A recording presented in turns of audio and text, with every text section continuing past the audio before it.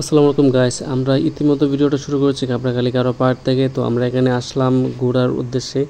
আর এখানে আমরা এসে যা দেখলাম যে এখানে অনেক কিছু প্রাকৃতিকভাবে গঠিত, আবার অনেক কিছু হচ্ছে মানুষের দ্বারা সৃষ্টি এখানে রয়েছে। আর এদিকে হচ্ছে প্রচণ্ড গরম, তাই আমরা হচ্ছে কাঁকড়াখালীর যে মেইন স্পটগুলো ওইগুলো দেখাতে পারলাম না, কারণ ওইখানে হচ্ছে অনেক রোদ। তাই আমরা এখান থেকে বের হয়ে চলে আসলাম।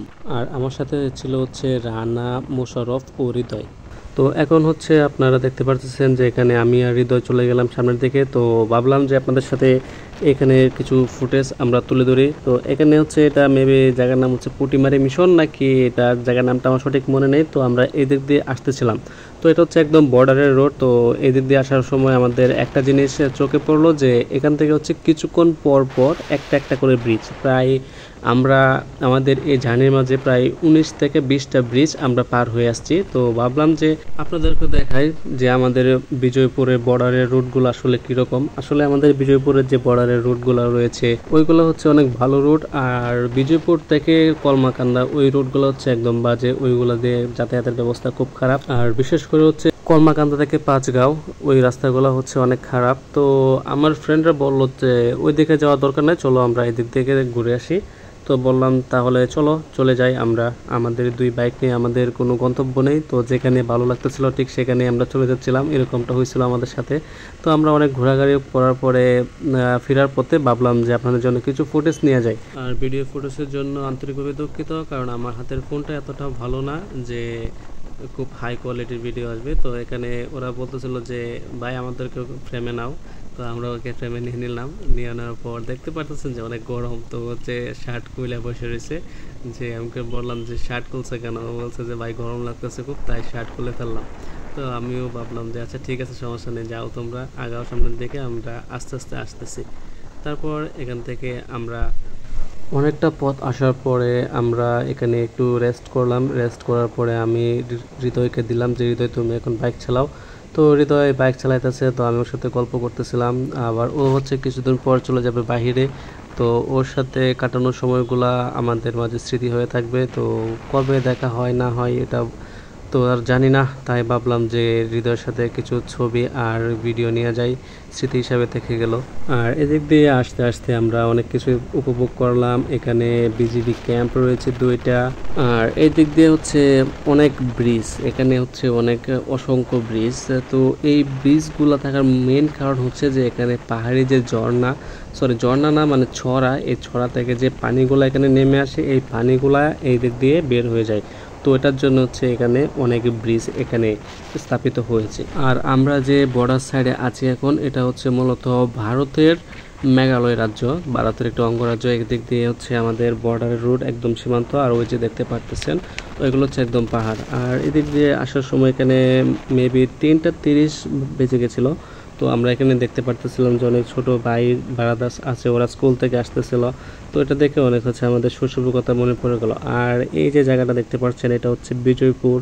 একটা সময় ছিল যে বিজয়পুরের যত ট্যুরিং স্পট ছিল এটার মাঝে অন্যতম ছিল এই বিজয়পুরের এই পয়েন্টটা। মূলত সাদামাটির পাহাড় বলেন বা চীনামাটির পাহাড় বলেন, এটার উৎপত্তি মূলত এখানে। এখানে হচ্ছে এক সময় অনেক পর্যটকরা এসে ভিড় করতো। আমাদের সবার প্রিয় চকলেট বাইকারও এখানে এসেছিল। তো এটা হচ্ছে অনেক 3-4 বছর আগের কথা। আর এখানে যে পানিটা হচ্ছে এটা হচ্ছে একদম গাঢ় নীল পানি। আর এখানে আমরা আমাদের অনেক সময় কাটিয়েছি, এমনকি এখানে গোসল করেছি, আবার অনেক মানুষ এখানে মারাও গিয়েছে। আর এদিক দিয়ে আপনারা এখন দেখতে পারবেন যে পাহাড়ি মানুষের জীবনযাপন প্লাস হচ্ছে ঘর বাড়িগুলো। তো ওই দিক দিয়ে আমরা বিজয়পুরের অপোজিট সাইড দিয়ে আমরা আসতেছিলাম। তো এখানে আমরা দেখতে পারতেছিলাম যে এখানে একটা ব্রিজের কাজ হচ্ছে, এটা প্রায় 3-4 বছর ধরে এই কাজটা হইতেছিল। তো এখন এটা আর কিছু দিনের মধ্যে হয়ে যাবে ইনশাল্লাহ। আর এই দিক দিয়ে আস্তে আস্তে সামনে আমরা যখন আসছিলাম তখন এখানে রাস্তা হচ্ছে অনেক খারাপ। তো হৃদয় বললো যে তুমি নামো, আমি সামনের দিকে উঠে দাঁড়াচ্ছি। আর আমরা আমাদের ট্যুরিং অবস্থায় কোনো রিস্ক নেই না। তো এখানে হৃদয় আমাকে নামিয়ে দিল। আর আমাদের যে ছোটো ভাই ওরা হচ্ছে প্রো ড্রাইভার, তো ওরা হচ্ছে এখান থেকে না নামিয়ে চলে গেল। তারপরে আমরা এখান থেকে চলে আসলাম সরাসরি বিজয়পুরে। তো বিজয়পুরে এটা হচ্ছে মেন বিজয়পুরের স্পট না, তবে একসময় এগুলো ছিল মেন। এদিক দিয়ে অনেক মানুষ বা পর্যটকরা আসা যাওয়া করতো। আর এই পাহাড়ের অপোজিটেও ঠিক ওই নীল পানি রয়েছে। এইগুলো হচ্ছে অনেক গভীর একটা খাত। এখান থেকে হচ্ছে মূলত বিভিন্ন ধরনের মাটি, যেমন অনেক কালারের মাটি হইতো, এগুলো হচ্ছে ওরা এখান থেকে সংগ্রহ করতো। আর হচ্ছে এখান থেকে চীনা মাটি সংগ্রহ করতো। আর একদিক দিয়ে আমরা কথা বলতে বলতে চলে আসলাম প্রায় বিজয়পুরের কাছাকাছি।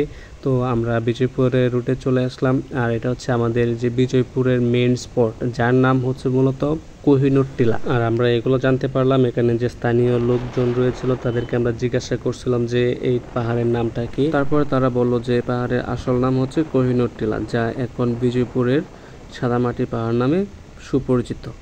আর এখানে হচ্ছে এখন আমরা যখন বিকাল টাইমে আসলাম, তো এখানে হচ্ছে প্রচণ্ড গরম আর প্রচণ্ড রৌদ্র। তো এখানে এখন পর্যটক বলতে অনেক কমই থাকবে। তো এটা হচ্ছে আমাদের একদম পরিচিত জায়গা। তো এখান থেকে আমরা চলে গেলাম যে একদম ভিতরে মেইন স্পটের দিকে। আর এই দিক দিয়ে যে ভিউটা, এটা হচ্ছে একদম অসাধারণ একটা ভিউ। আর এখানে হৃদয় আগে আসে নাই, তো ও আসবে কিভাবে, ও তো ছিল বাহিরে। তো ওর অনেক ভালো লাগতেছিল এই জায়গাটা। তো আমি বললাম সামনে যাও, সামনে আরও ভালো একটা জায়গা আছে, ওইখানে তুমি সব কিছু দেখতে পারবা। তো হৃদয় বললো যে পার্কিং করবো কোথায়, পার্কিং?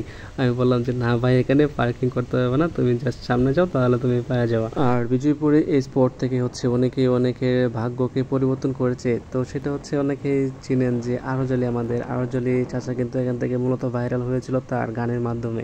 আর যেহেতু এখন আমরা সাদামাটি পাহাড়ে চলে এসেছি, তাই আমাদের এখন কিছু ফটোগ্রাফি করতে হবে। যদি আমরা এখানে ফটোগ্রাফি না করি তাহলে আমাদের এখানে পুরো ট্যুরিং টাইপ বৃথা চলে যাবে। তো এখানে হঠাৎ করে আমাদের জিওল মামার সাথে দেখা, তারপরে আমরা এখানে কিছু ফটোগ্রাফি করে আজকের ভিডিওটা এখানেই শেষ করলাম।